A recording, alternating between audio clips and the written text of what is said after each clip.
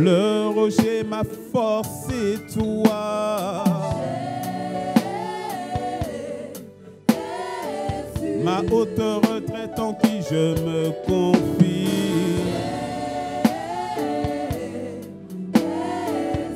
Jésus, Jésus,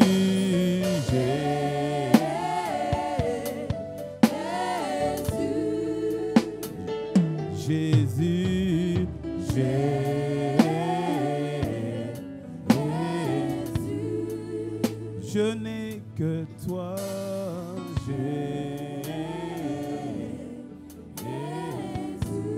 notre force. Nous n'avons que toi et personne d'autre. Jésus.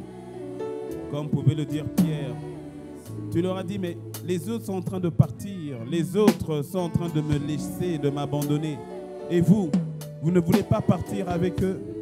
Et Pierre de dire, mais où est-ce que nous allons aller? Nous avons tout laissé, nous avons tout abandonné pour toi. Et c'est toi qui as les paroles de la vie. Même lorsque les circonstances veulent nous faire dire, abandonne ton Jésus. Mais au plus profond de nous, on dit, mais pour aller où? Nous avons connu qu'il est le Christ. Nous avons connu qu'il est la vie. Nous avons connu qu'il est la vérité. Nous avons connu qu'il est le chemin. Tu me dis d'aller où pour aller où? Tu me dis d'aller ailleurs pour aller chez qui? Tu me dis d'aller ailleurs pour aller auprès de qui? Nous l'avons connu comme la vérité.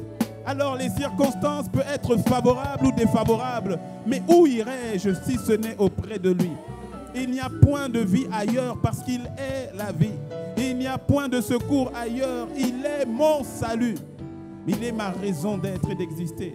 Alors fais-moi grâce, Seigneur. Fais grâce à mon frère, fais grâce à ma soeur. De demeurer attaché à toi. De demeurer attaché à toi et rien qu'à toi. Fais-nous grâce, Seigneur, de marcher sur ce chemin. Fais-nous grâce, Seigneur, de demeurer fidèle à toi. Non pas par nous, mais par ta grâce, par ton esprit qui agit en nous et qui agit dans l'Église. Aide-nous à t'aimer, apprends-nous à t'aimer, apprends-nous à demeurer attachés. Jésus, notre raison d'être, de respirer, d'exister. Personne d'autre en dehors de toi. C'est une grâce qui nous est faite d'avoir la révélation de qui tu es. Et nous te bénissons pour cela. C'est toi qui te lèves le dernier dans nos vies. C'est toi qui as le premier et le dernier mot. C'est toi, Seigneur, qui ferme la bouche de tes détracteurs dans nos vies. C'est toi qui laisse ta gloire apparaître sur nos vies. C'est toi qui marque la différence dans nos vies. C'est toi qui le fais.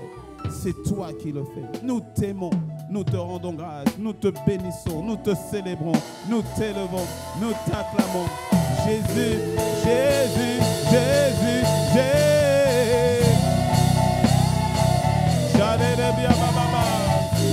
Jésus, Jésus, Jésus. Louange à sa majesté, le roi. Jésus.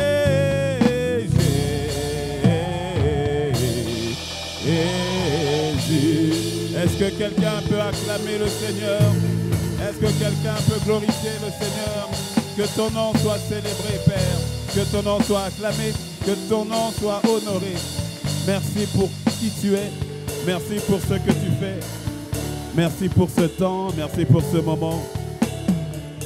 Merci de ce que tu nous conduis depuis le début. Depuis cette heure. Ta magnifique présence, la conduite de ton esprit. Au travers de chaque intervenant. Au travers de chacun. Seigneur, merci.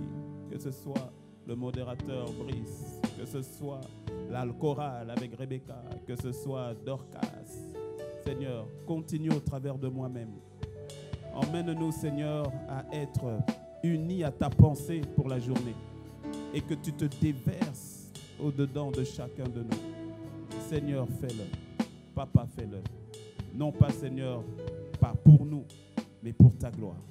J'emmène toutes les pensées captives à l'obéissance de Christ, qui consiste donc à penser comme Christ et à faire comme Christ.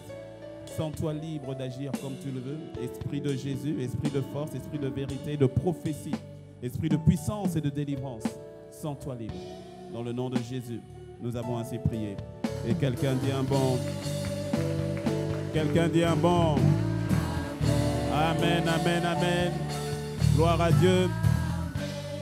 Bienvenue, bienvenue à toutes et à tous. Bienvenue pour ce temps de célébration. Vous êtes les bonnes personnes au bon endroit et au bon moment. Bienvenue à toutes les personnes connectées sur Zoom, les personnes qui suivent le culte sur Internet. Et bienvenue à la famille d'Impact Centre Chrétien Boïcon. Est-ce qu'on peut acclamer pour ICC Boïcon? Alors, avant de t'asseoir, est-ce que tu peux aller saluer 3 personnes que tu ne connais pas? Alors, rappelle-toi, saluer, ce n'est pas secouer la main de quelqu'un. Donne ton prénom. Demande le prénom. Et quand tu arrives à la 3e personne, fais une prière de bénédiction.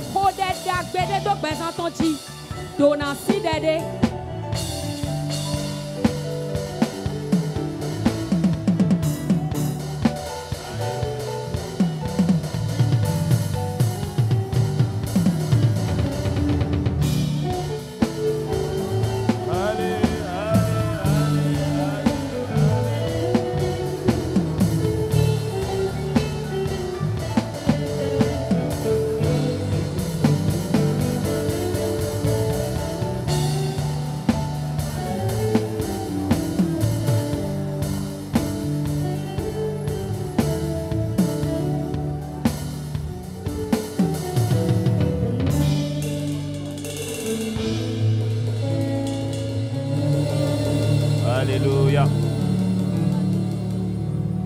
Amen, amen, amen, amen, amen.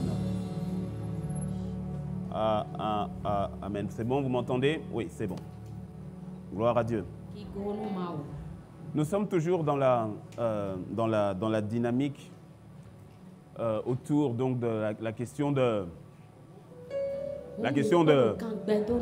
l'amour. Amen, merci, voilà. Nous sommes toujours sur la question sur la question sur le thème de l'amour. Et comme l'apôtre Ivan est en train d'aller en profondeur là-dessus, conduit par l'Esprit, comme je le dis, je le redirai encore, en ce qui nous concerne, la question de l'amour est capitale. Et je parle pour nous à Sion, je parle pour nous au Bénin, quelqu'un dit un mot amen. De toute façon, la question de l'amour est capitale pour l'humanité. Nous avions vu dimanche dernier, pour ceux qui étaient là dimanche dernier, nous avons parlé de la question donc de la colère. Et j'ose croire qu'il y a quelqu'un qui a mis en pratique ce que l'Esprit a dit et quelqu'un qui est libéré de la colère. Je n'ai pas entendu ton amen. Ok, nous avions parlé de Éphésiens 4, verset 26, qui dit « Si vous vous mettez en colère, ne péchez point, et que le soleil ne se couche point sur votre colère, et ne donnez pas accès au diable. » Nous avons dit donc qu'il est important de laisser le passé dans le passé,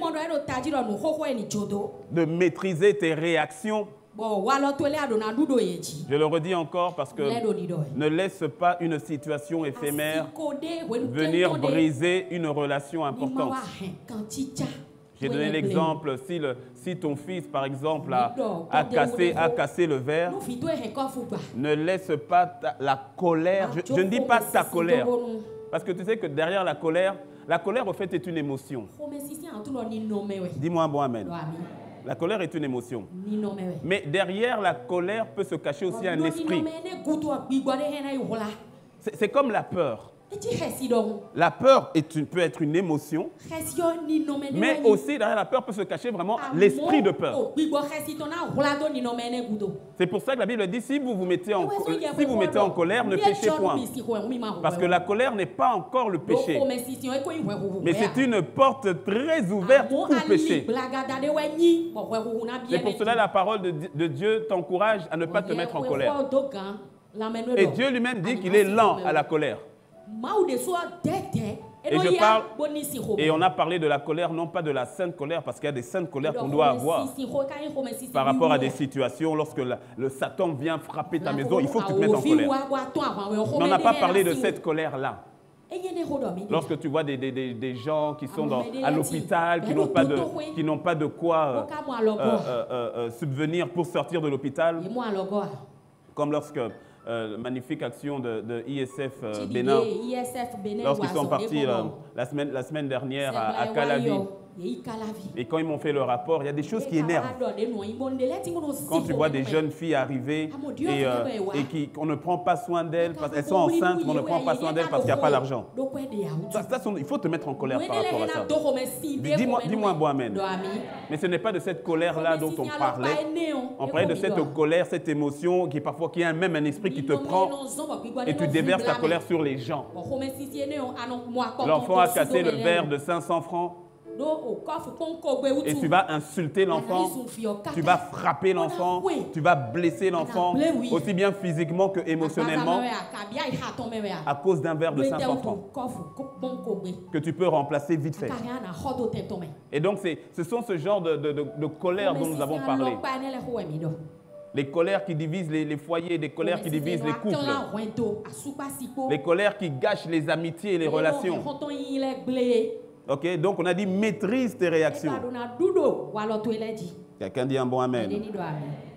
Et on a dit aussi ne laisse jamais une relation se détériorer à cause d'une situation éphémère. Quelqu'un dit un bon amen. Je te laisse ce dernier passage par rapport à la colère, le psaume 37, verset 8. Psaume 37, verset 8 dit « Laisse la colère, abandonne la fureur. Ne t'irrite pas, ce serait mal faire. » Quelqu'un dit un bon amen. Laisse la colère, abandonne la fureur, ne t'irrite pas. Dis à ton voisin, ne t'irrite pas. Oui. Si tu dis à ton voisin qui s'est irrité contre toi ce matin, dis-le lui encore. Ne t'irrite pas. Ce serait mal faire. Alors aujourd'hui, toujours dans la notion de l'amour large, on va aller en profondeur, mais toujours sur les différents aspects de l'amour large. Le titre de mon message aujourd'hui, c'est « Aime en largeur, en valorisant les autres ». Même en situation de conflit. Aime les autres en les valorisant. Aime les gens, valorise-les.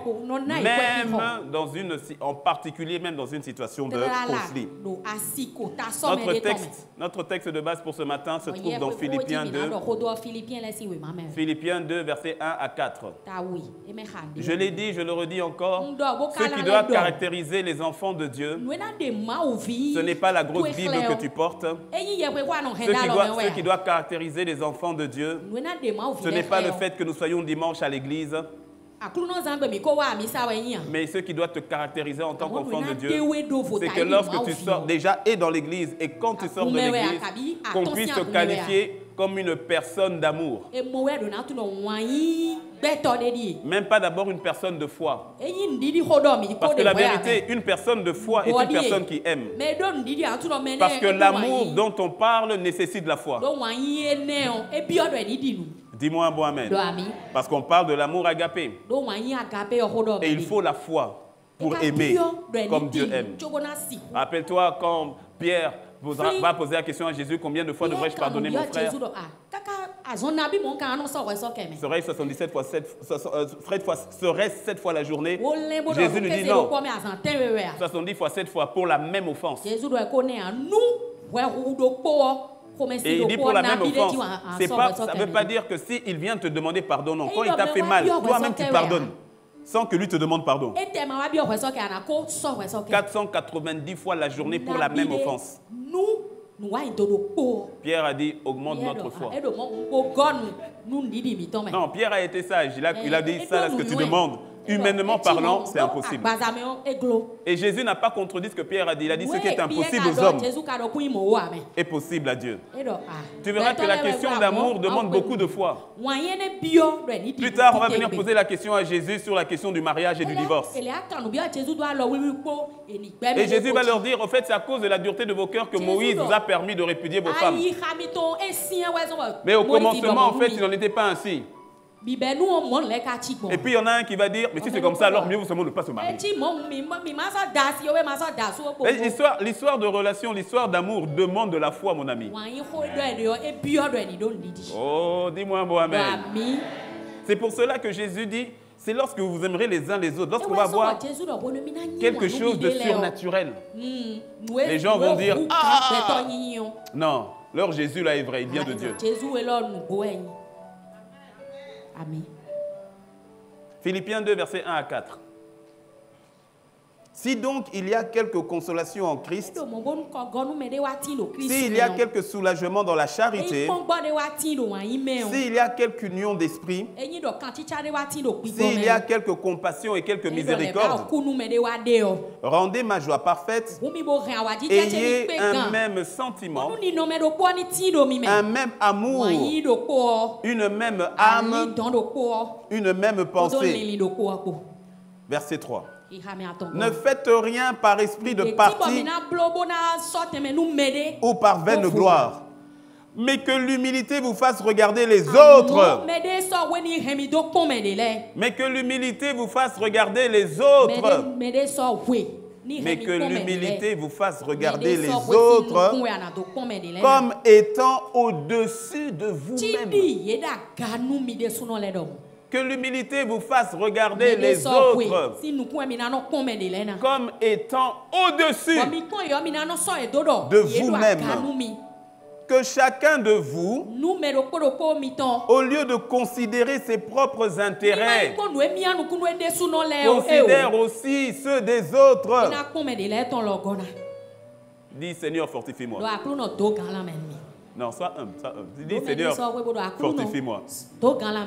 Si tu es marié, tu prends la main de ton épouse, de ton époux, tu dis, Seigneur, fortifie-nous.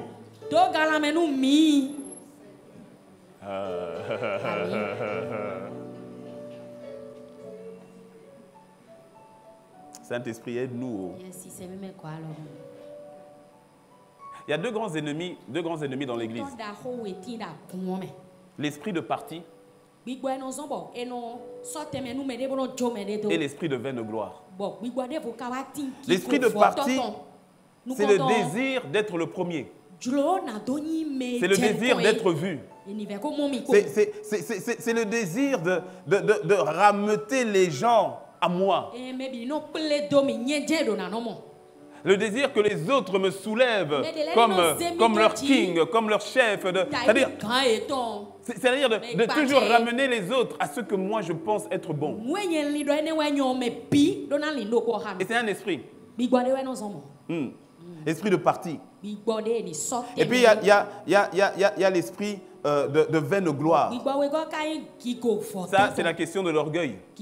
Dans les deux, il y a une question d'orgueil de toute façon. Et vous remarquerez que bien souvent dans la communauté, là restons dans le cadre de l'Église, bien souvent dans la communauté, les disputes et les querelles vont trouver naissance là où il y a esprit de parti et vaine gloire.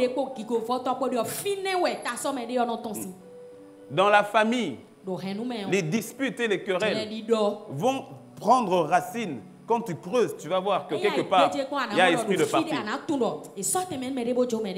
Ou bien une gloire vaine. Qu'est-ce qui fait qu'il va y avoir des personnes que ce soit dans la famille ou bien dans l'église, qui vont parler en coulisses? Esprit, c'est un esprit, hein? Esprit de parti. Esprit de parti qui fait beaucoup de mal dans les partis politiques. Sur la surface de la terre. Hein? Hier, j'étais à ICC avec papa avec les hommes. Et à un moment donné, j'ai encouragé les hommes par rapport à toutes les sphères. Et j'ai parlé de la sphère politique. Quand j'ai dit ça, il y a un frère qui a fait... Sa réaction était tellement forte que j'étais obligé de m'arrêter. Pasteur, la politique, enfant de Dieu de la politique, pasteur. Elle dit, c'était bien, alors ça a créé un échange. Mais je le comprends. Et je lui ai expliqué, je lui ai dit, la notion de politique, la politique est une très bonne chose. La politique dans son étymologie veut dire prendre soin de la cité. Le problème, c'est ce que les hommes ont fait de la notion de la politique. Et qui en ont fait de la politique politicienne, inspirée par l'esprit de parti. Là, il y a un problème. Mais ça, c'est un défi qu'on a dans toutes les pseudo-dites démocraties. Là où tu as le pouvoir, il y a toujours la notion d'esprit de parti. C'est pour ça que Paul met en garde.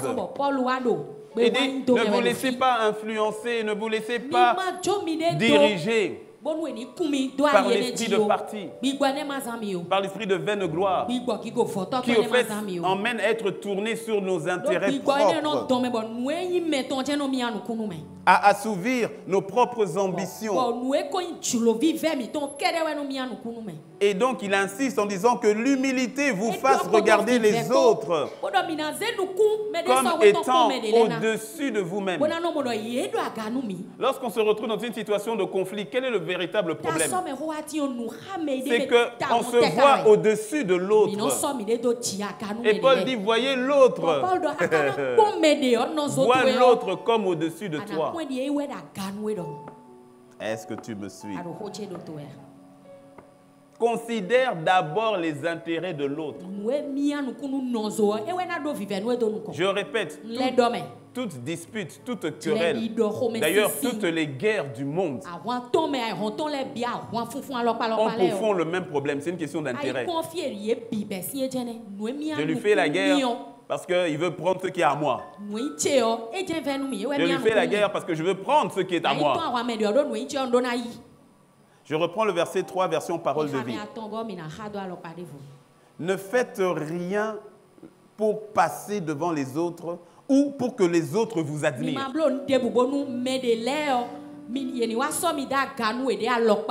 Ne faites rien pour passer devant les autres ou bien pour rechercher l'admiration des autres. Cela ne vaut rien.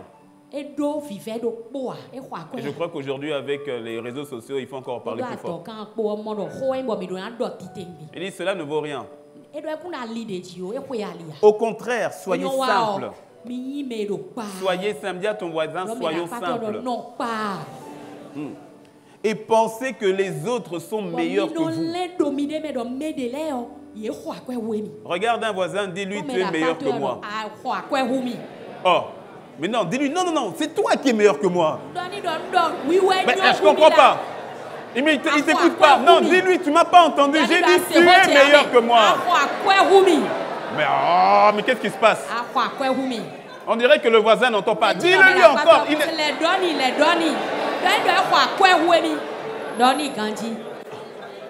Mais vraiment, ton voisin, là, il ne veut pas accepter que qu'il est meilleur que... T'imagines, lorsque ce ne sont pas simplement qu'un échange, mais que c'est une manière de faire. Lorsque c'est je veux réaliser que l'autre est meilleur que moi. Et l'autre dit non, non, non, non, non, c'est toi qui es meilleur que moi. Dis non, c'est toi, mais non, c'est toi. Est-ce que tu vois comment l'émulation va aller vers le haut directement? Au lieu de dire non, je suis meilleur que toi, non, c'est moi qui suis meilleur que toi, non. Tu vois comment on va vers le bas? C'est moi le meilleur, non, c'est moi, c'est moi, c'est moi. On tire vers le bas. Et puis on dit c'est toi le meilleur, non, c'est toi, non, c'est toi, c'est toi, c'est toi, c'est toi. Est-ce que tu me suis? C'est ce que Paul est en train de dire.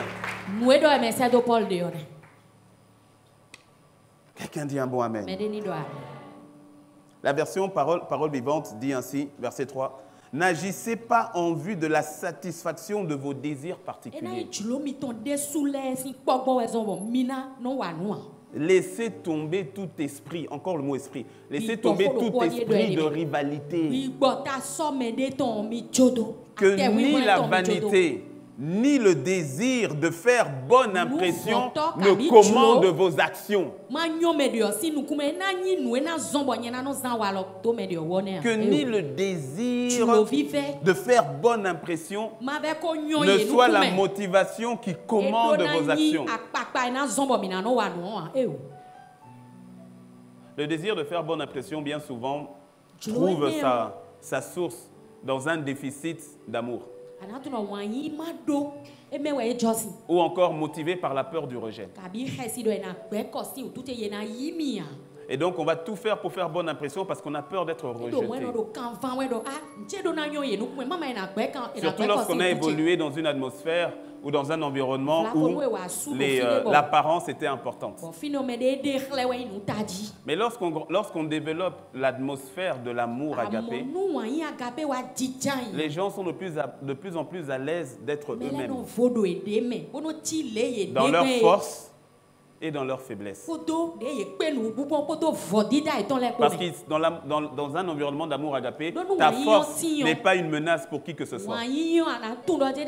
Dans un environnement agapé, ta force ne va mettre personne en insécurité. Ta force, au contraire, sera vraiment bien appréciée et sera même encouragée. On va dire, tu es fort dans tel domaine. Puisses-tu être encore plus fort dans ce domaine? Parce que dans l'atmosphère agapée, on se valorise les uns les autres. Et lorsque tu viens avec ta faiblesse n'est pas un sujet de rejet, ni un sujet de condamnation, ni un sujet de jugement. Pour ceux qui étaient là pendant la semaine, on a parlé de la notion du jugement. Et donc ça, au contraire, lorsque tu viens avec ta faiblesse, automatiquement, l'atmosphère agapée fait qu'on te prend dans ta faiblesse. On t'aide dans ta faiblesse. On te couvre dans ta faiblesse. C'est l'atmosphère agapée qui fait ça. Dis-moi un bon amen. Que par humilité, chacun considère son frère comme meilleur et plus important que lui-même. Apprenez à reconnaître la supériorité des autres. Wow. Apprenez à reconnaître la supériorité des autres. Ne pensez pas, verset 4, version parole vivante toujours, ne pensez pas seulement à vos intérêts personnels ou à l'avantage que vous pouvez tirer des autres. Valoriser les gens consiste à ne pas regarder l'autre comme quelqu'un auprès de qui je peux tirer avantage. Il continue en disant, désirez au contraire le bien de votre prochain. Désire son bien, désire son bien-être et prenez ses progrès à cœur. Wow. C'est-à-dire, tu te réjouis de ce que l'autre progresse. Tu te réjouis de ce que l'autre avance. Tu te réjouis de ce que l'autre soit en spotlight, c'est-à-dire qu'il soit sous les lumières. Tu te réjouis lorsqu'on parle en bien de l'autre.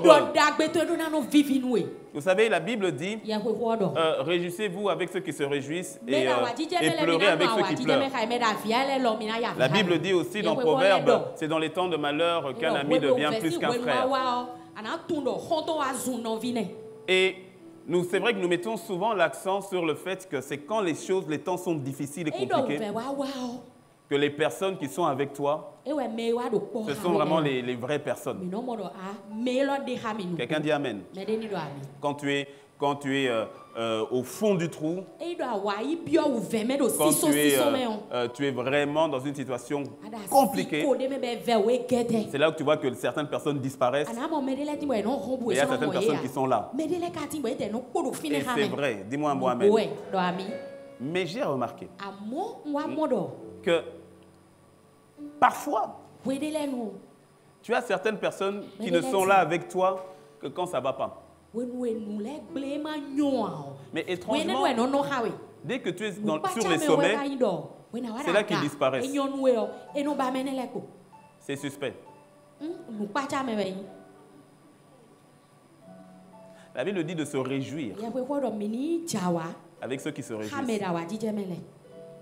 Parce que si tu ne sais pas non plus te réjouir lorsque ton frère a percé, si tu ne sais pas acclamer le Seigneur pour sa vie, si tu ne sais pas, je ne sais pas, poster par exemple sur tes statuts pour encourager ce qu'il fait, bien parler de lui, le recommander à des gens, tu vas dire, ah, tu cherches dans tel domaine, je connais quelqu'un. Et puis tu dis, non, tu sais, là-bas, il y a une opportunité. sans chercher un intérêt. Est-ce que tu me suis? En fait, toi, tu remarqueras que parfois, il y a des personnes qui sont avec toi uniquement quand ça ne va pas. Mais dès que ça va bien pour toi, ils disparaissent. J'ai dit c'est suspect. Je n'ai pas dit qu'il y a un problème, mais... Parce que l'amour, ce n'est pas simplement de supporter l'autre quand ça ne va pas. C'est aussi de te réjouir quand il va bien. Parce qu'il y a certaines personnes qui ne se réjouissent de ton sort que quand ça va mal pour toi. J'appelle ça le syndrome éliabique. Eliab, le grand frère de David. Tant que David est avec les chèvres, c'est bon. Le jour où David veut devenir le guerrier numéro 1 de l'armée, c'est pas bon. En fait, fais en sorte d'être une personne qui est là avec les gens quand ça ne va pas. Et aussi quand ça va bien. Tu pleures quand ils pleurent. Et tu te réjouis quand ils se réjouissent. Dis-moi un bon amen. Cela dénote d'un cœur pur, vrai, sans... Tu es content quand ton frère a percé. Parce que tu le vois, parce que tu le valorises. Alors, dans la situation, ramenons maintenant cela dans la situation de conflit. Laisse-moi te dire, le conflit entre frères et sœurs, le conflit entre mari et femme, la notion de conflit n'est pas un problème. C'est toujours la gestion du conflit qui est un problème. Des conflits, il y en a et il y en aura toujours. Un conflit, c'est un désaccord. On n'est pas d'accord sur quelque chose. Mais comment est-ce qu'on gère cela? Ce qu'il ne faut déjà pas faire en situation de conflit. Ne cherche pas à gagner à tout prix. Dis amen. Oh, ton amen est petit. Pendant que je parle, toi-même mets déjà ça, contextualise cela dans une situation bien particulière que tu connais, que le Saint-Esprit te révèle et que tu sais, que nous savons que tu sais. Ne cherche pas à gagner à tout prix. C'est destructeur. Ça détruit en fait. Ne te plains pas, ne sois pas dans la plainte. Je suis en train de dire d'abord les choses à ne pas faire. Ne cherche pas à gagner à tout prix. Ensuite, ne te verse pas dans la plainte. Ne joue pas la victime. Ça n'aide personne. Autre chose à ne pas faire. Arrête de compter les points.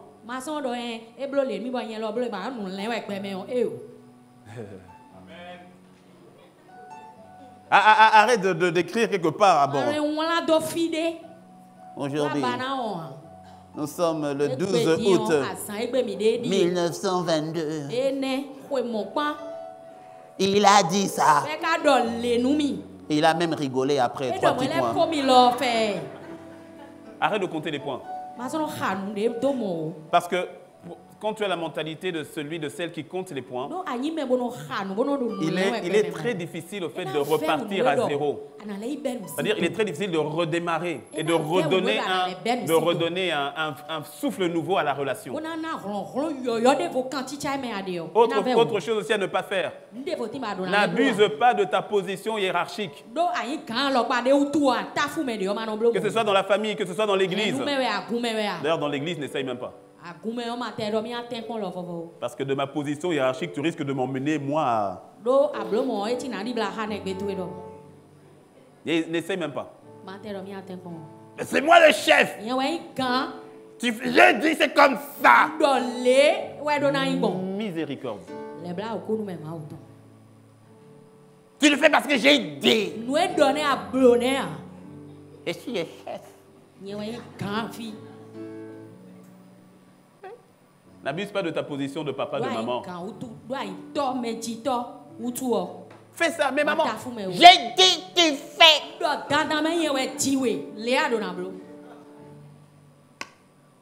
Parce qu'au fait, cela ne résout rien du tout. c'est juste de prendre le problème et de le repousser à plus tard. Et parfois, quand je dis à plus tard, ça peut être des années plus tard. Si tu n'utilises que de ta position hiérarchique sur tes enfants, ils vont le subir jusqu'à ce qu'ils quittent la maison. Mais le problème va demeurer. Et d'une manière ou d'une autre, tu devras le retraiter. Donc même quand ton enfant a 5 ans, 10 ans, 15 ans, et qu'il vient et qu'il parle d'un sujet, sois courageux, maman, sois courageuse, et parle, confronte. Ne dis pas seulement tais-toi, pourquoi? Je suis papa, je te dis de taire, tu te tais, tu te tais. Ça ne marchera pas. Le problème ne sera pas traité. Femme, sois soumise. Soumets-toi. Soumets-toi. Mon frère, ça ne va pas aider. Ça ne va pas aider. Non, parle. Dis pas, je suis le mari de Toté. Non, c'est pas comme ça. Ça marche pas comme ça. Ça marche pas comme ça. Faut parler. Faut. Mon frère, on est ensemble, Et aussi le fait de faire comme s'il n'y avait pas de problème. Ça, c'est la politique de l'autruche. C'est pas parce que tu dis qu'il n'y a pas de problème que problème il n'y a pas. Vous savez, résoudre un conflit sur le plan émotionnel, ce n'est pas facile. Cela requiert vraiment l'assistance du Saint-Esprit. Et de ta part, ça va demander beaucoup de courage, d'honnêteté, d'humilité. Et cela est ton partage dans le nom de Jésus. Cela va aussi nécessiter de ta part que tu puisses avoir une certaine consécration par rapport à la relation. Que tu puisses, il faut toujours te rappeler de valoriser la relation. Je répète, comme on l'a dit dimanche dernier par rapport à la question de la colère, c'est bien souvent, lorsque nous laissons la colère prendre le dessus, c'est parce que nous en oublions la valeur de la relation. Et lorsque nous oublions la valeur de la relation, c'est parce que nous en oublions la valeur de la personne. Si tu ne valorises pas la personne, tu ne valoriseras pas la relation.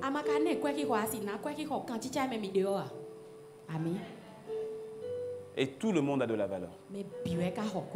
Car Dieu a tant aimé qu'il a donné. Tout le monde a de la valeur. Est-ce que tu me suis? Et surtout, te concernant, puisse le Seigneur, l'Esprit, t'ouvrir les yeux sur la valeur des personnes qu'il t'a données. Oui, parce que tout le monde n'aura pas de la même valeur aux yeux de tout le monde, et c'est normal. Personne ici n'aura plus de valeur à mes yeux que mon épouse, que mes enfants. Et c'est normal. Et tu dois donc de bien voir, c'est la notion de l'amour large, l'amour du prochain, de bien voir les personnes que le Seigneur met autour de toi. Ton frère en Christ avec qui tu passeras l'éternité, et ta sœur en Christ avec qui tu passeras l'éternité. De valoriser la personne qu'il est, de valoriser la personne qu'elle est. Est-ce que tu me suis? Donc résoudre ce conflit avec la perspective de la valeur qu'on attribue à l'autre. Alors je te donne 5 étapes. Premièrement, c'est ce que je viens de dire. En fait, c'est ce que j'ai déjà dit. Maintenant, je vais résumer ce que je viens de dire de manière pratique. Premièrement, assure-toi de valoriser la personne dans ton cœur avant de la confronter.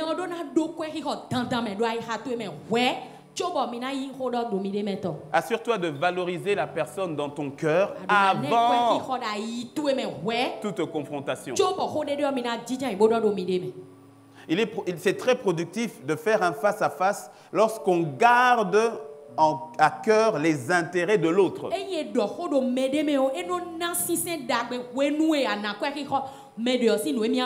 Comme on l'a vu dans Philippiens 2. Dès le moment où tu gardes à cœur les intérêts de l'autre, lorsque tu vas venir dans la confrontation, tu vas voir que tes mots, tes pensées, tes actions vont être influencés dans la bonne direction. Dis-moi un mot, amen. Lorsque tu es dans une situation de conflit, assure-toi que l'autre gagne en premier.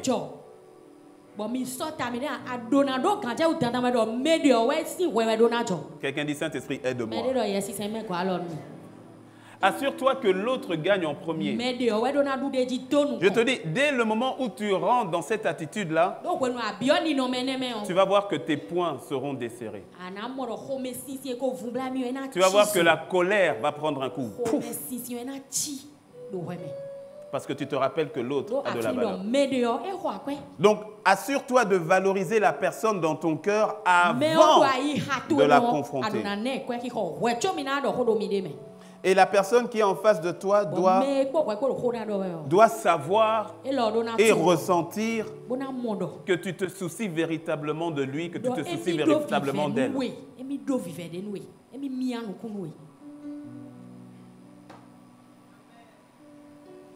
Dès que nous appliquons cela, tu verras que même la dite confrontation sera très productive.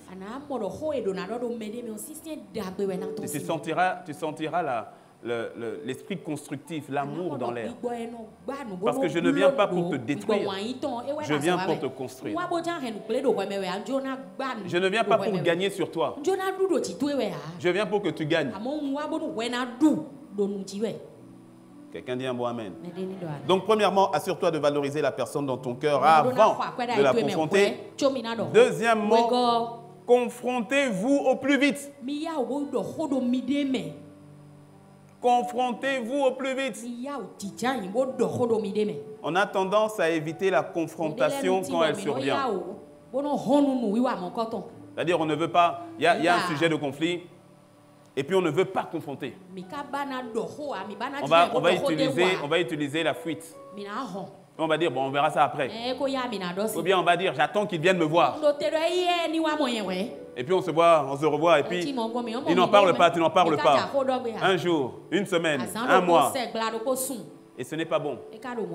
Parce que pendant ce temps-là, plus tu laisses du temps, plus tu laisses l'espace à ton imagination bizarre de tirer des conclusions bizarres et te faire ressentir bizarre par rapport à la personne concernée. Parce que tu risques de commencer à spéculer sur les motivations de l'autre. Laisse-moi te dire, c'est ce qu'on a dit encore cette semaine, comme tu n'es pas Dieu, tu ne peux pas juger. Tu ne peux pas juger. Tu vas dire, non, il a fait ça parce qu'il avait fait ci, parce que c'était pour ça, c'était à cause de ça qu'il a fait. Et je suppose que c'est pour ça que c'est... Tout ça, là. Tu es dans ton monde. Et c'est comme ça que beaucoup tirent des conclusions incroyables. Je suis sûr qu'il a fait ça, à cause de ça. Ah oui, tu es sûr. Est-ce que c'est ce qu'il t'a dit? Est-ce que tu lui as même posé la question? Pasteur, je connais mon mari. Tu es sûr que tu le connais? D'ailleurs, c'est une affirmation qui énerve les maris. Je te connais, je te connais. Miséricorde. Le mari qui dit à sa femme, tu as toujours été comme ça. Ah oui. Certainement, tu as fait ça à cause de ça. C'est parce que la dernière fois, c'est comme je t'avais mal parlé la dernière fois. C'est pour ça, maintenant tu t'es vengé. Toi-même, tu fais ton film. Toi-même. On a de trop bons scénaristes ici. Je ne comprends pas qu'on n'ait pas encore de film de production. On a des scénaristes, des réalisateurs. On a des acteurs, on a des habilleuses, des maquilleuses. On a vraiment tout ce qu'il faut. On devrait produire des films incroyables. Trop d'imagination, trop de conclusions. Et comme tu baignes dedans et que tu vois, tu n'as pas confronté la chose, tes suppositions deviennent ta vérité.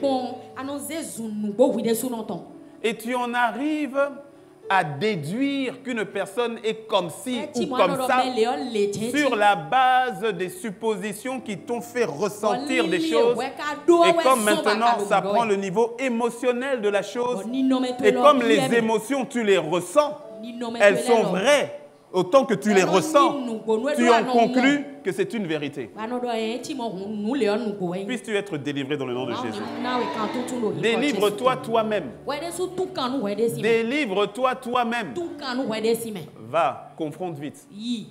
Jésus a dit, si donc, Matthieu 5, verset 23 à 24, Jésus dit, si donc tu présentes ton offrande à l'autel et que là tu te souviennes que ton frère a quelque chose contre toi, laisse là ton offrande devant l'autel en même temps. Je rajoute en même temps.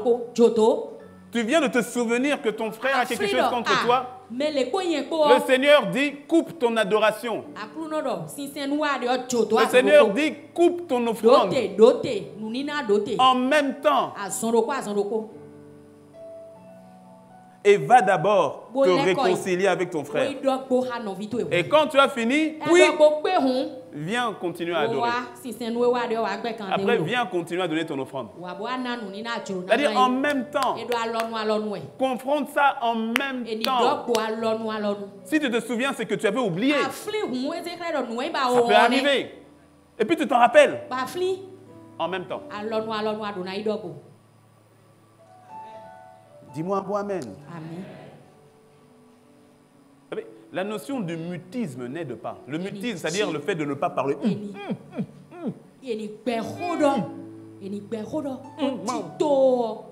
C'est pas dans ma bouche, tu vas manger piment.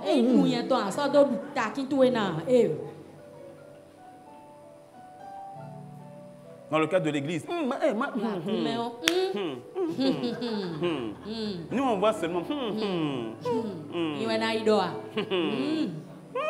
On va pas chercher palabro. Et on se croit spirituel.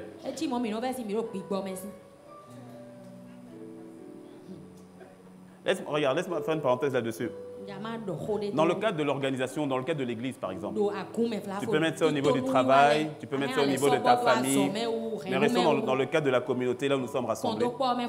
Dans le cadre de l'église, tu dois te poser la question, quand je ne parle pas par rapport à un conflit, par rapport à une situation, quand je ne parle pas, pose-toi la question, est-ce que le fait de me taire, est-ce que c'est pour mon confort personnel ou est-ce pour le bien de l'organisation? Est-ce que c'est pour ma sécurité personnelle ou est-ce pour le bien de l'église? Lorsque tu réfléchis comme ça, tu sauras quand parler et quand ne pas parler. Mais tu remarqueras que bien souvent, on ne parle pas. C'est simplement pour notre sécurité et notre confort personnel. Et on va laisser la gangrène grandir. Et puis une des choses, moi en tant que pasteur, mais qui m'énerve, c'est quand maintenant le cancer a grossi. Que ça arrivait à une situation où il faille maintenant vraiment opérer parce que c'est compliqué. Et puis tu as quelqu'un qui sort là, qui dit, je savais. Mais tu sais que c'est diabolique? Non, je n'ai pas dit que tu es diabolique, mais cette attitude est une attitude diabolique. Non, moi je savais. Hein, Et puis alors là, Karen, le mieux, c'est quand on dit, mais comme il est pasteur, Dieu va lui dire non.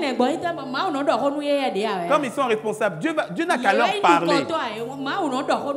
Miséricorde. Miséricorde. Et puis la gangrène touche un département, et puis la gangrène va toucher une famille, et puis la gangrène, dans le pire des cas, va toucher quasiment l'église.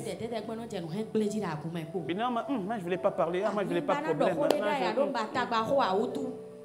Est-ce que tu me sais? Le mutisme.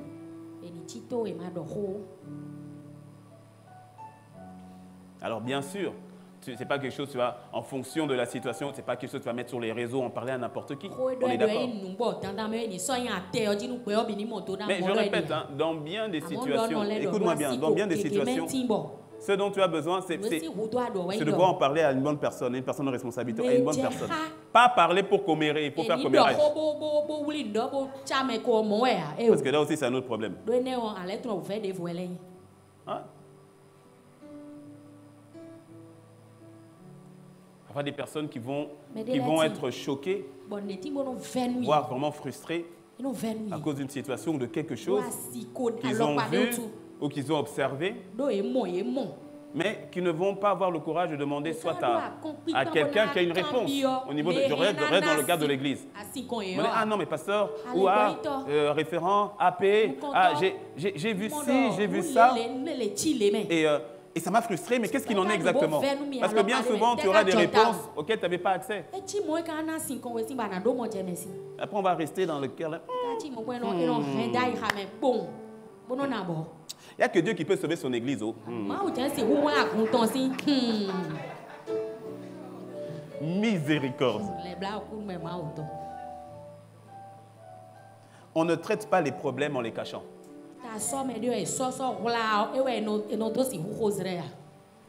Un problème ne se traite pas lorsqu'il est caché. Lorsque, d'une manière ou d'une autre, j'ai accès à un problème, ce n'est pas en le cachant que le problème là va être réglé. Il faut que ce problème soit traité. Il faut qu'il soit traité. Avec amour, avec sagesse, mais il faut qu'il soit traité.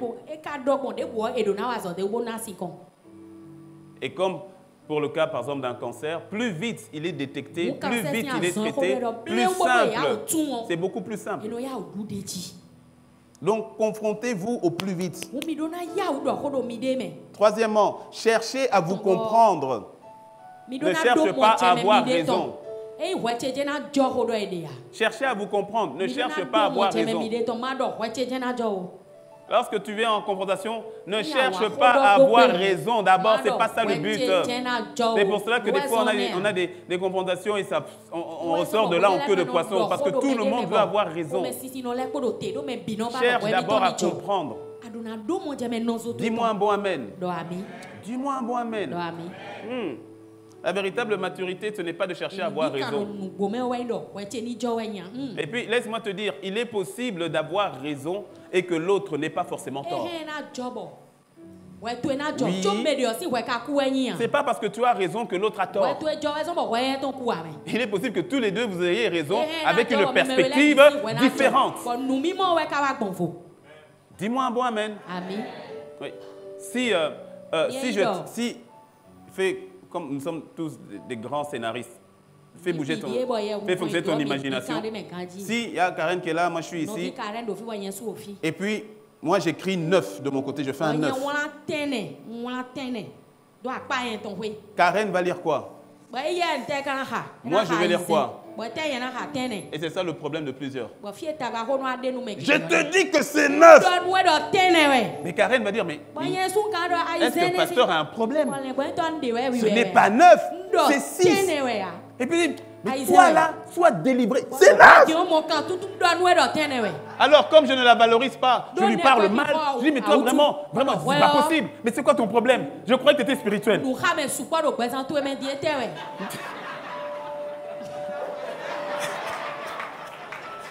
Karen, c'est un 9. Mais elle va dire, Pasta, c'est un 6. À un moment donné, elle va même, le respect qu'elle a pour moi, elle va dire, mais le pasteur là a un problème. Tu vois, ça commence là, tu vois, non?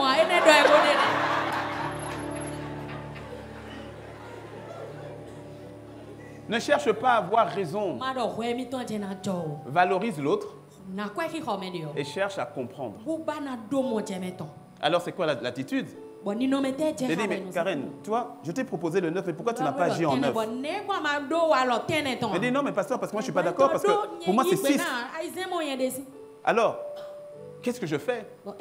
Parce que je ne cherche pas à avoir raison, je ne reste pas sur ma position. Est-ce que tu me suis? Non, pourquoi est-ce que tu dis que c'est 6? Mais parce que tout le tracé, tout ce qui est fait me montre que c'est 6. Pour moi, la situation là, c'est 6. Alors, je dis, ok, pourquoi est-ce que tu dis que c'est 6? Elle me dit, mais pasteur, mais regarde, c'est un 6, tu comprends, c'est 6. Je dis, ok. Je comprends. Pourquoi est-ce que tu dis que c'est un 6? Mais laisse-moi te montrer la dimension du 9 dont je voulais parler. Et elle aussi de dire, ok, montre-moi ta dimension. Et puis je dis, au fait, regarde-moi ce que je voyais. Toi, c'était le 9. Et puis elle de dire, Je te comprends. Est-ce que tu me suis? Donc, je ne cherche pas à avoir raison d'abord. Je cherche à comprendre l'autre. Mais pourquoi est-ce que tu parles mal comme ça? Et toi, tu parles mal. Ça, c'est ce que moi, je vois.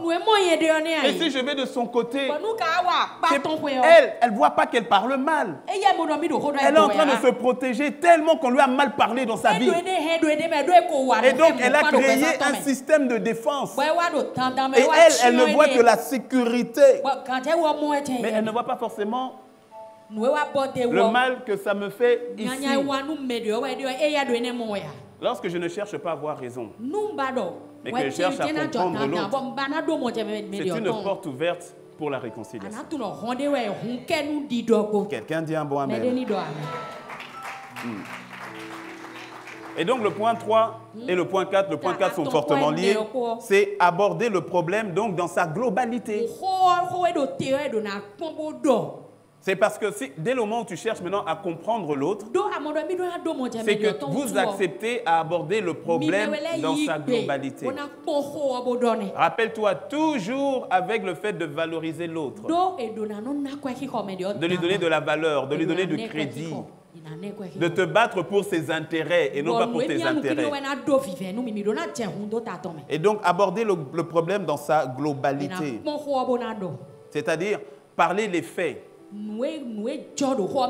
Parler des faits, parler de ce que vous avez ressenti et d'expliquer pourquoi les choses sont importantes à vos yeux. J'explique.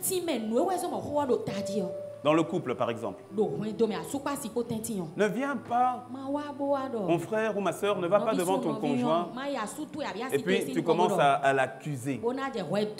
Ah, toi tu fais, toi tu as dit, ah, toi tu es comme ça, toi tu. Trop de tue la relation.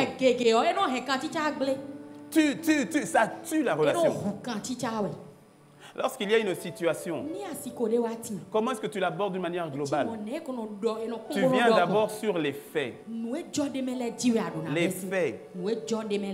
Ceux qu'on ne peut pas nier, ce sont des faits. Ce matin, je t'ai demandé de repasser ma chemise. Et puis tu as élevé la voix. En disant, oh c'est bon, hein, j'ai pas de ça à faire, repasse ta chemise toi-même. C'est un fait. Ah non, d'accord, c'est ce que tu as dit, c'est un fait. Et puis maintenant tu dis ce que tu as ressenti. Ne dis pas, toi là, tu parles mal. Hein? Non, tu dis, lorsque tu agis comme ça, ça m'a frustré. Lorsque tu agis de la sorte, je me suis senti offensé. Et je ne me suis pas senti respecté. Est-ce que tu me suis? Là, tu ne l'as pas attaqué. Tu l'as pas attaqué. Tu as dit ce que tu ressens. Et tu continues en disant pourquoi les choses sont importantes. Tu lui dis, je peux comprendre que tu ne sois pas d'accord, qu'on ne soit pas d'accord sur tout, mais pour moi, il est important que tu me l'exprimes avec douceur et avec respect. C'est important pour moi. Bon, quand tu as une approche pareille, toute femme normale va pouvoir se remettre en question sans s'être sentie agressée, rabaissée, parce qu'en fait, tu l'as respectée, tu l'as valorisée. Et à cela, tu peux même rajouter, je connais l'épouse, je sais qui est l'épouse qui est avec moi. Et tu es une femme belle. Et je sais que toutes ces qualités sont en toi. C'est pour ça que je t'ai épousée. Je suis prêt à t'aider s'il le faut. Toute femme très normale.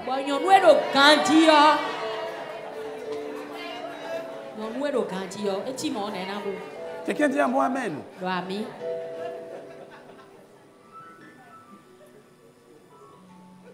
C'est de voir là, dans une globalité la manière de... Sans accuser l'autre, sans taper sur l'autre, sans insulter l'autre. Est-ce que tu me suis? Et à toi, lorsqu'on fait aussi les remontées, et l'humilité d'accepter. Laisse tomber la carte de la justification. Mais non, mais si j'ai élevé la voix, mais c'est parce que toi aussi, tu le fais toujours la même chose. À chaque fois, quand moi je dois aller m'occuper des enfants, c'est à ce moment-là que toi tu viens et puis tu me donnes la chemise. Et toi aussi. Tu peux lui dire d'abord pardon et puis lui dire effectivement, c'est vrai que j'ai réagi comme ça à cause d'une frustration qui fait que c'est toujours au moment où je suis en train d'aller m'occuper des enfants, c'est à ce moment-là que toi tu viens avec ta chemise. Non mais que quelqu'un me suit, c'est un fait. Ce sont des faits. Et le mari aussi de reconnaître, de dire ah c'est vrai. C'est toujours quand tu es en train de partir que moi aussi je viens avec ma chemise.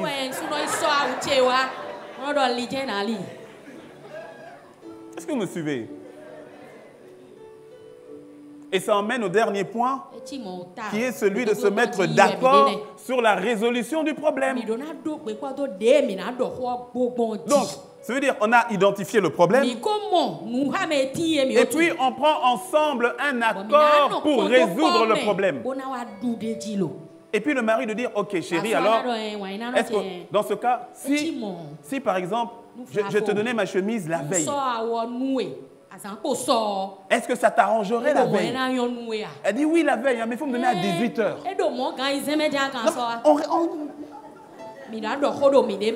Dis-moi, on cherche un moyen de résoudre le problème.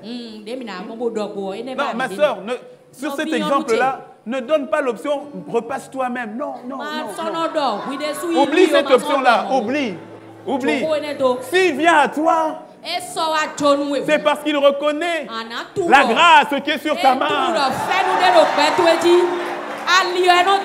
Donc, oublie l'option qui dit repasse toi-même. Laisse ça. Laisse ça. Laisse ça. Laisse ça. Laisse ça. Faut laisser. S'il est venu avec... Toi aussi, mon frère, comme Dieu t'a donné le mouvement des deux bras, tu peux aussi lui dire, mais sinon, je peux aussi m'organiser un samedi sur le mois. Non, il faut commencer quelque part. Pour te décharger, te soulager. Mon frère, tu n'en mourras pas. Dis-moi, bon, amen. Et donc, là, on a identifié le problème, on cherche maintenant un accord pour résoudre le problème. Et dans cet accord, il y a des étapes concrètes qui montrent que le problème est réglé. Dans certaines situations, il faudra peut-être une date d'échéance qui montre que le problème a été réglé à telle date. Entre amis, de se dire, voilà, tu me devais de l'argent. Je dis oui, je te dois de l'argent. Toi à qui tu dois de l'argent à quelqu'un? Pourquoi j'en parle? Ne fuis pas. Non, ne fuis pas. Ne fuis pas. Ne fuis pas. Va voir le frère. Va voir la sœur. Non, parce que tu sais, le frère, la sœur, à un moment donné, t'a fait confiance. Si c'est compliqué, va le voir. Dis-lui, mon frère, ma sœur, pardonne-moi. D'abord, pardonne-moi d'avoir disparu. Non, sois humble. Pardonne-moi d'avoir disparu. Et puis dis-lui, ma situation actuelle fait que je ne peux pas honorer le remboursement, mais je me propose au moins tel échéancier. Et par la grâce de Dieu, dès qu'il y a plus de rentrée, tu vois, non? Et puis que le frère aussi voit, et puis vous discutez. Et donc là, il y aura certainement des dates qui seront mises, qui montrent que voilà. Et quand c'est comme ça, faut maintenant respecte. Dis-moi un bon amen. Et puis, c'est de se mettre, on est toujours dans le point de la résolution du problème. Mettez-vous d'accord sur la résolution du problème. Et ensuite, on se met d'accord tous les deux pour reléguer le problème dans le passé. Ah, ça c'est important. Entre frères et sœurs, c'est important. On a réglé le problème. On s'est compris. On prie ensemble. on rend grâce à Dieu. Et le problème est oublié. À ce moment-là, tu n'as plus le droit de revenir 2 ans après et de faire ressurgir le problème. Amen. Ah non, non, là, tu n'as plus le droit. C'est une des choses sur lesquelles le Seigneur m'a tellement mis l'accent. Quand tu es en position de leadership, quand tu es pasteur, tu gères beaucoup de problèmes. Et le problème des gens, et les problèmes que les gens ont avec toi, et les problèmes, il y a beaucoup de problèmes. Et donc, c'est une ligne d'or que je me suis imposée, une règle d'or, pardon, que je me suis imposée. Quand le problème est réglé, il est réglé. Je ne veux pas venir te regarder avec encore le problème sur ton front. Ce n'est pas possible. C'est pas possible. Je n'ai pas ce luxe-là. Quand le problème, on en a parlé. Si j'ai demandé pardon, j'ai demandé pardon. Si tu m'as demandé pardon, tu m'as demandé pardon. Je ne suis plus en droit de venir encore te rappeler ton problème d'hier. Ou d'avoir une attitude qui te rappelle le problème que tu as fait hier. Parce que des fois on dit c'est réglé, mais dans ton attitude, tu démontres que le problème est toujours là. La froideur, la distance. Quand il rentre, toi tu sors. Quand elle sort, toi tu rentres. C'est bien que la personne se dit, mais et pourtant on en a parlé, mais je pensais que c'était réglé. Pourquoi est-ce que ça continue alors? Il faut reléguer ça dans le passé. Je dis, tu dois reléguer ça dans le passé. C'est un piège de l'ennemi qui s'appelle racine d'amertume. Tu dois reléguer dans le passé. Amen. Tu ne veux pas transporter ça et garder ça. Quelqu'un dit un bon amen. Amen. Quelqu'un dit un bon amen. Amen. Ici. Quand une personne m'a offensé, si une personne m'offense et que la personne vient dans le secret, même si la personne peut m'offenser publiquement, et puis que la personne vient demander pardon dans le secret. Le défi, c'est que la plupart des personnes ont vu l'offense qui a été faite de manière publique. Tu vois, non? Si, par exemple, quelqu'un à une réunion, au travail ou à l'église, quelqu'un t'a crié dessus. Et puis, quelqu'un t'a limite insulté. L'offense est publique. Et donc, tu auras toujours des amis, mais vraiment, comment il t'a parlé comme ça, mais c'est pas possible. Et puis après, il y a une solidarité maintenant avec toi par rapport à la personne qui t'a mal parlé. Mais lorsque cette personne, maintenant dans le secret, est venue te demander pardon, accorde-lui le pardon. Et quand tes amis reviennent nous disant, mais vraiment, voilà, tu dis, cette histoire-là est terminée. Lui et moi, on a réglé. Lui et moi, c'est fini. Donc je ne veux même pas que... Oh, mais t'es sûr avec le... Je ne veux même pas que vous en parliez encore. On a échangé, on a parlé, ça s'est réglé. On oublie et on avance. Parce qu'il y en a beaucoup qui portent des problèmes, les problèmes des gens, là où les gens eux-mêmes ont déjà réglé. Surtout dans le couple, mon ami. Comme dit le pasteur Yvan le dit, et le pasteur Jacques aussi le dit, il dit, on ne met pas le doigt entre l'écorce et l'arbre. Là, tu vas mettre ta bouche dans un conflit entre mari et femme. Toi, tu sais ce qui se passe dans la chambre?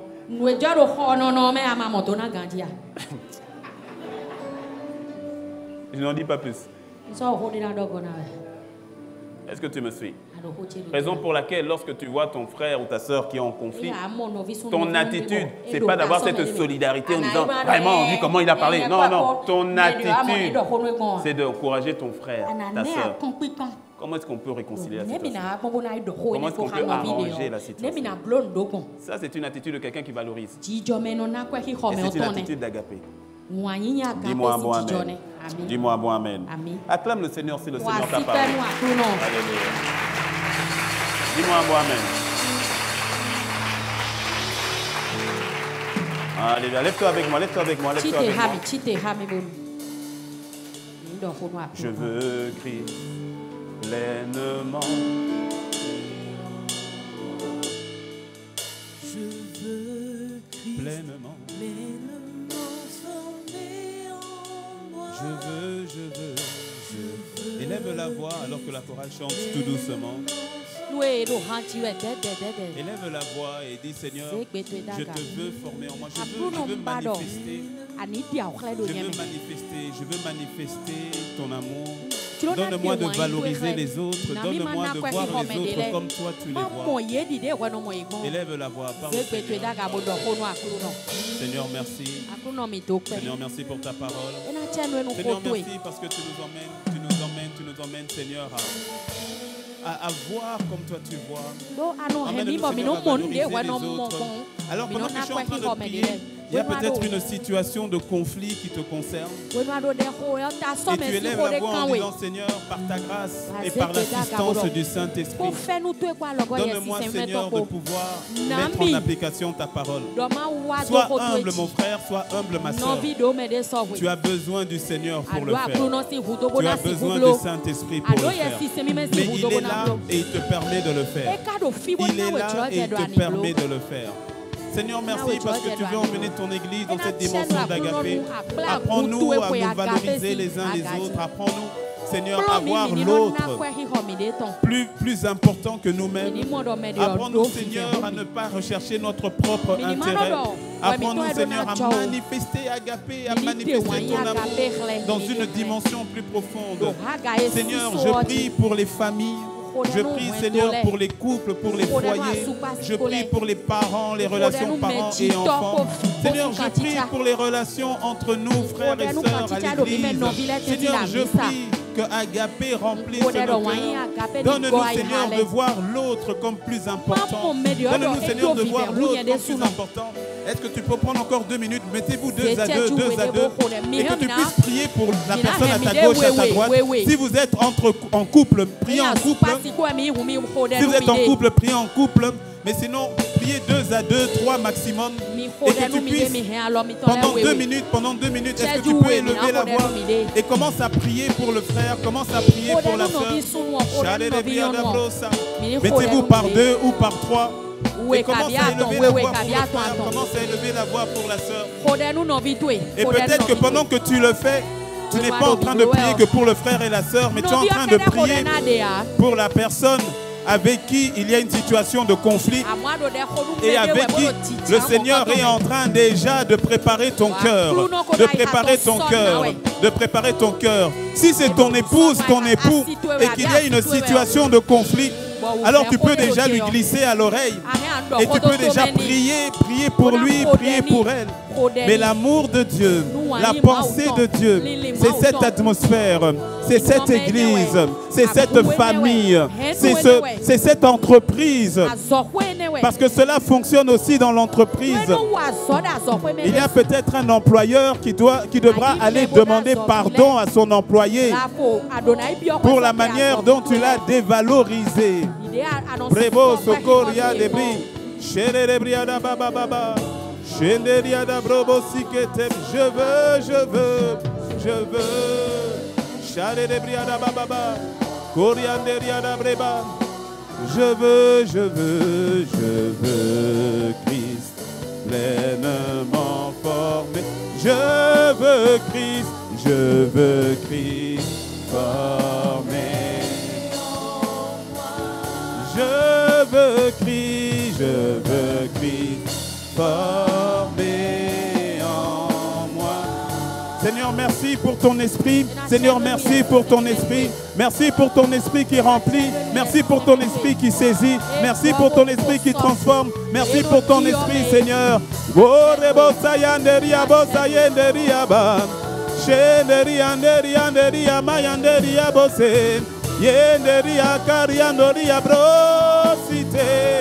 Je veux Christ formé en moi. Seigneur, je veux Christ formé en moi, Oh, je veux Que ta grâce soit libérée, que ton amour soit libéré, que le pardon soit libéré. Merci Seigneur de ce que tu nous donnes, d'avoir les sentiments qui étaient en toi et de manifester les sentiments de Christ.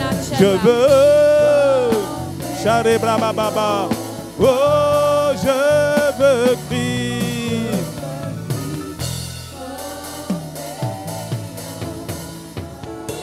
Seigneur, merci pour ta parole, merci pour ta présence. Merci pour la transformation que tu opères dans les cœurs. Seigneur, ce n'est pas de nous-mêmes, mais c'est par toi et par toi seul. Impossible pour les hommes, mais possible à Dieu. Seigneur, merci pour la restauration que tu opères. Merci de ce que tu nous donnes de nous valoriser les uns les autres. Seigneur, je regarde à mon frère, je regarde à ma soeur. Il a de la valeur, elle a de la valeur à tes yeux. Alors apprends-moi, Seigneur, à voir mon prochain au travers de tes yeux. Apprends-moi à voir mon épouse comme une personne de valeur. Apprends-moi à voir mon époux comme une personne de valeur. Apprends-moi à voir mes enfants, mes parents comme des personnes de valeur. Apprends-moi à voir mon frère en Christ, ma soeur en Christ comme une personne de valeur. Que les intérêts de mon voisin soient plus importants que les miens. Apprends-moi, Seigneur, à considérer les intérêts de l'autre et de ne pas être bloqué dans mes propres intérêts. Seigneur, je prie que ta parole touche, transforme et libère complètement et totalement les vies. Seigneur, merci pour ce que tu opères au plus profond du cœur de mon frère et de ma sœur. Que toutes les pensées deviennent captives à l'obéissance de Christ. Que les cœurs aillent dans la direction de Christ. Que les cœurs agissent avec et pour le Christ. Seigneur, qu'il en soit ainsi. Dans le nom de Jésus. Merci. Nous avons ainsi prié. Et quelqu'un dit un bon? Quelqu'un dit un bon? Est-ce que tu peux acclamer le Seigneur? Est-ce que quelqu'un peut acclamer le Seigneur? Louange, honneur à ton nom, dans le nom de sa majesté le Christ Jésus. Amen, amen. Gloire à Dieu. Prenez place, prenez place. Et dis à ton voisin, tu as de la valeur. Ah, dis à l'autre voisin, souris, tu lui souris, et puis tu lui dis, tu as de la valeur. Gloire soit rendue à Jésus.